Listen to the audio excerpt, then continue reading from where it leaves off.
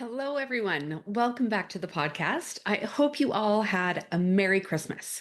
I am so glad to be here with you today.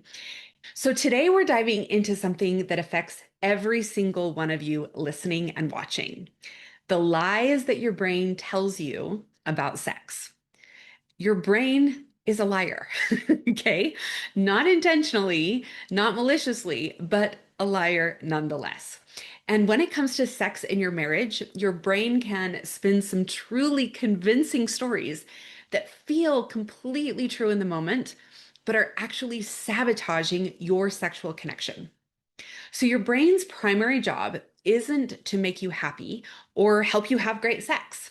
Its primary job is to keep you alive and safe. And to your brain, vulnerability equals danger. And sex requires vulnerability. Sex requires uncertainty. Sex requires risk. So, your brain, in its well meaning but misguided attempts to protect you, starts telling you stories. So, the amygdala, that almond shaped part of your brain responsible for processing threats, doesn't distinguish between physical danger and emotional risk. So, when you're facing the possibility of sexual rejection, or the vulnerability of initiating sex, or the uncertainty of not knowing if your spouse wants you, or the fear of disappointing your spouse, or the pressure of feeling like you should want sex when you don't, or the anxiety of your body not responding the way you think it should, your amygdala lights up the way that it would if you were facing a real physical threat. And when your brain perceives threat, it goes into protection mode. That's when the lies start. So let me give you an example. Lindsay's husband, Carter, hasn't initiated sex in 3 weeks. Her brain immediately starts spinning a story. He doesn't find me attractive anymore. He's probably thinking about other women. There's something wrong with me.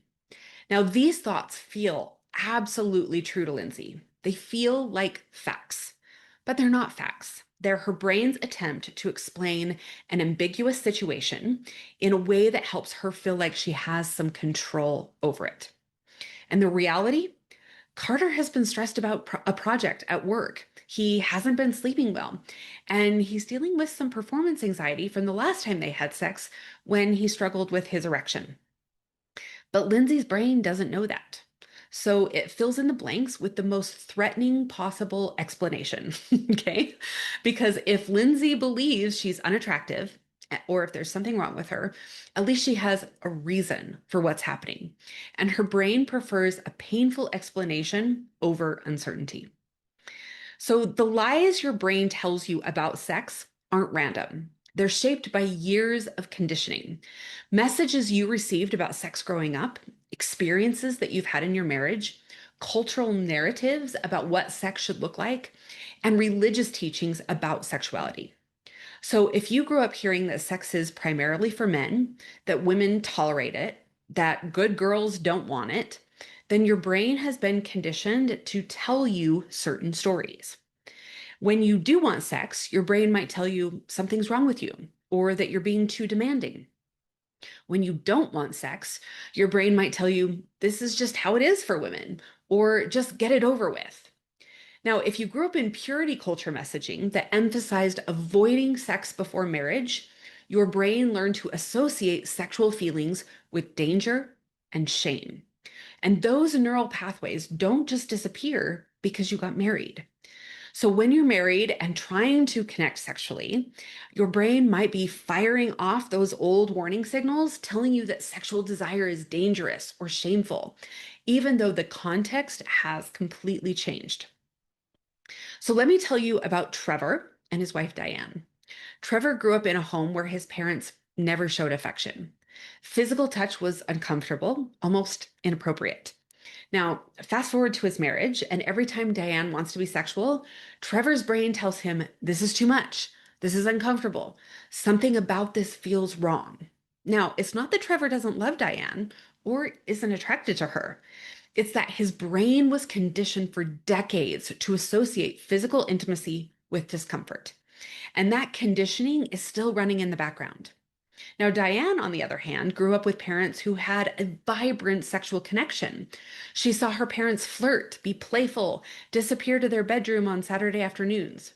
And she was conditioned to believe that sexual connection is normal, healthy, and an enjoyable part of marriage. So when Trevor pulls away, her brain, conditioned by her own experiences, tells her, he doesn't love me, or I'm too much. Because in her framework, people who love each other want to be sexual together. So this is the same situation, but two different brains, two completely different set of lies based on their conditioning. If you're typically the partner who wants sex more often in your marriage, your brain has a specific set of lies it likes to tell you. These lies feel incredibly real because they're reinforced by repeated experiences of wanting sex and maybe not getting it. So, lie number one, my spouse doesn't find me attractive. This is perhaps the most common and most painful lie. So, every time your spouse isn't interested in sex, your brain offers this explanation. You start scrutinizing your body, comparing yourself to how you looked when you first got married, wondering if your spouse is looking at other people and wishing you looked different. But attraction is complex. Your spouse can find you incredibly attractive and still not want sex because they're exhausted, stressed, dealing with hormonal changes, processing difficult emotions, or simply not in a sexual headspace. Their lack of interest in sex in that moment has nothing to do about whether they find you attractive or not. Lie number two, if they really loved me, they'd want sex. Now, this lie connects sex with love in a way that's destructive to both. Your spouse can deeply love you and not want sex right now. They're separate things. So, when you believe this lie, you start interpreting every sexual no as evidence that you're not loved, which creates resentment and makes sexual connection even less likely. So I had a client, Nathan, who believed this lie so deeply that he couldn't separate his wife Gabrielle's sexual interest from her love for him. So when she didn't want sex, he withdrew emotionally, became distant, and even stopped helping around the house. He was essentially saying, if you don't show me love through sex, I won't show you love in other ways. And this created a terrible cycle where Gabrielle felt even less connected to Nathan and then even less interested in sex, which confirmed Nathan's belief that she didn't love him. All right, lie number three, something is wrong with me. So when you're consistently the partner wanting sex, your brain starts suggesting that your desire is the problem. You're wanting it too much. You're too sexual. You're broken. You should be able to control yourself better. Now, this lie is particularly insidious because it makes you feel ashamed of your own sexuality, which doesn't help anything. All right, lie number four. They're probably getting their desires met somewhere else. So, when sexual rejection happens repeatedly, this lie can creep in. Your brain, trying to make sense of why your spouse doesn't want sex with you, offers this terrifying explanation. And once this thought takes root, it's hard to shake because your brain finds quote unquote evidence, okay, everywhere. A glance at someone else, time spent on their phone, coming home from late from work. Okay, so just notice these lies that your brain tells you. So, if you're typically the partner who wants sex less often, your brain tells you a different set of lies. Now, these lies also feel completely true and are also designed to protect you from vulnerability and uncertainty. So, lie number one, I should want sex more than I do. This lie comes from comparing yourself to some imaginary standard of what a quote unquote normal spouse should want. You hear about other couples having sex multiple times a week. You read articles about sexual frequency. You feel pressure from your partner, and your brain tells you that your level of desire is wrong or inadequate. But there is no should when it comes to sexual desire. Your level of desire is influenced by hormones, stress levels, past experiences, your relationship dynamic, your mental health, your physical health, and dozens of other factors. The problem isn't your desire level, it's the belief that your desire level should be different than it is. All right, lie number two. Just doing it is fine. They'll never know the difference. This is the duty sex lie. It's one of the most destructive lies on this list. Your brain tells you that as long as you go through the motions, as long as your body shows up, it doesn't matter that your mind and emotions aren't engaged. Your spouse will be satisfied. You'll have fulfilled your obligation. Everyone wins. But duty sex leaves both partners unsatisfied. Your spouse, even if they don't consciously realize it, can tell you're not truly present. They can feel the lack of genuine desire, and you end up feeling used, resentful, and even more disconnected from your sexuality.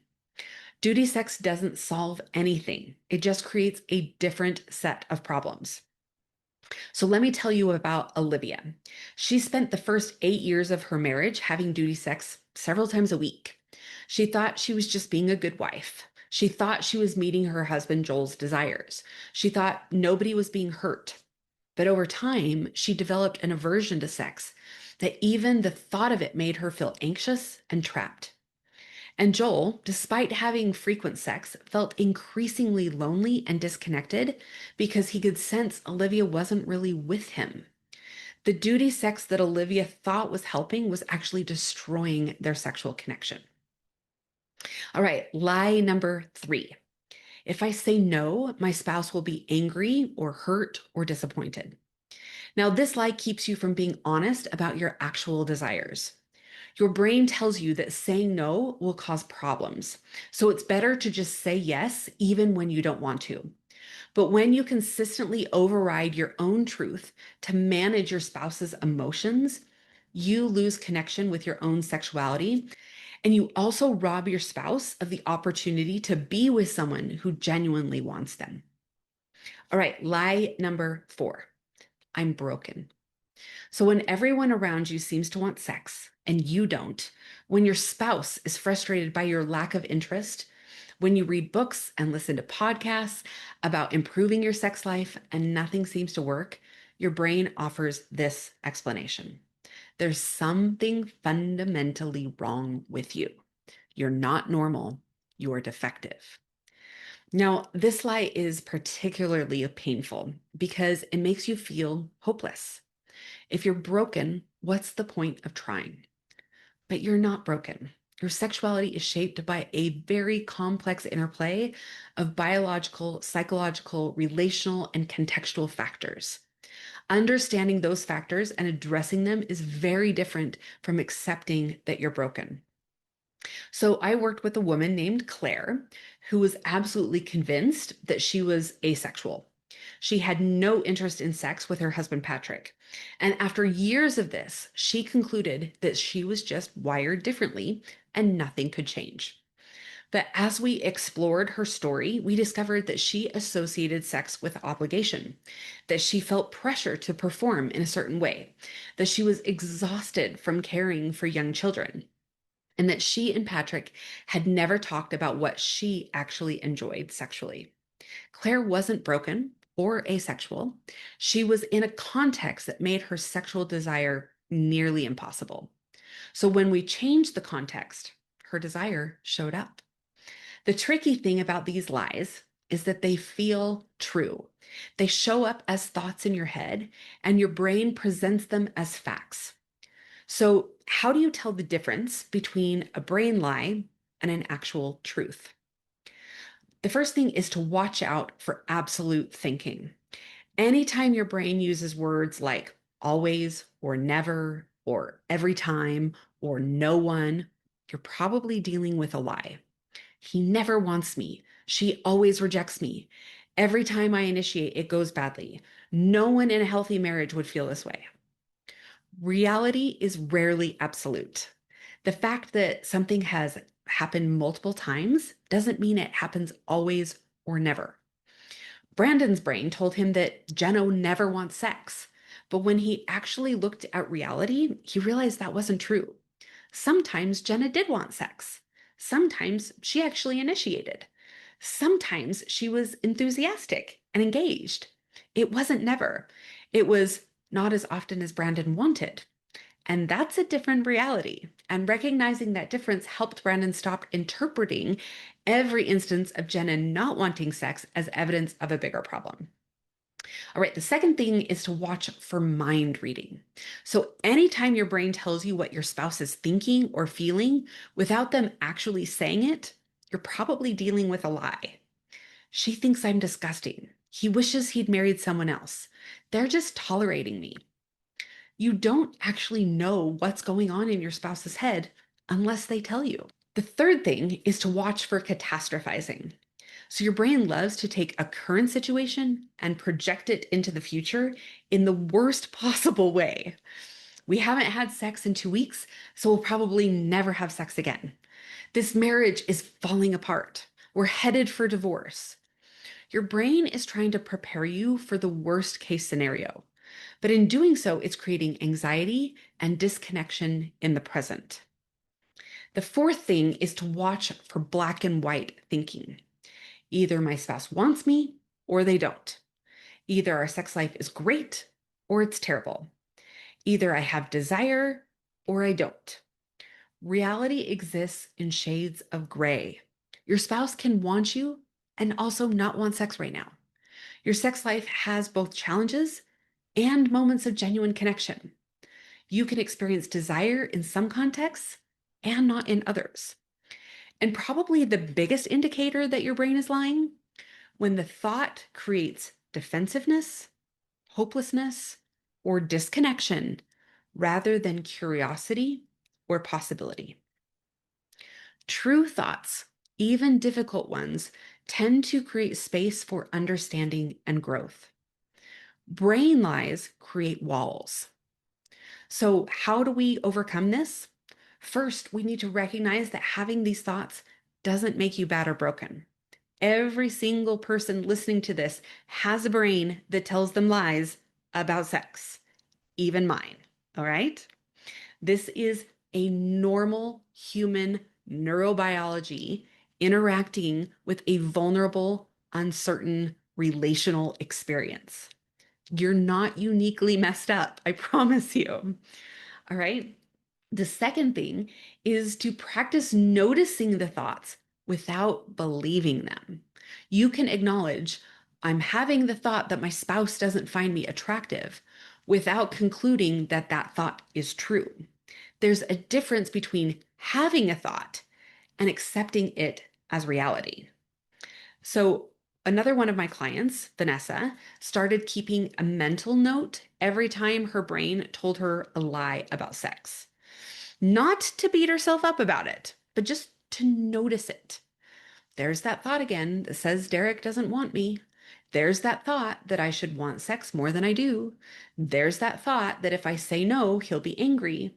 Just the act of noticing helped her recognize these as thoughts her brain was producing, not facts about her reality.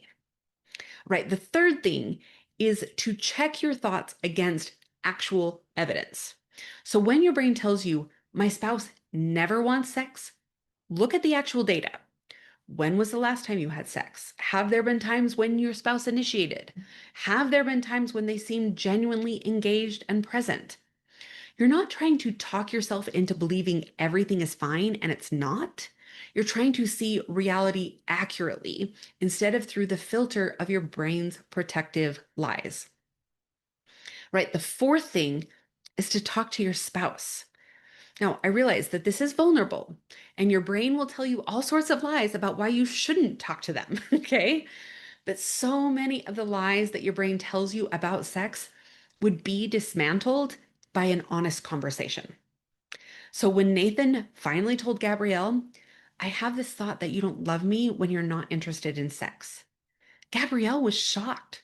She had no idea that's what he was making it mean. She was able to help him see that her interest in sex and her love for him were completely separate things.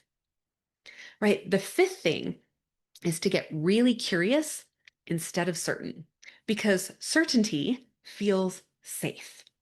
But certainty based on lies creates more problems than uncertainty.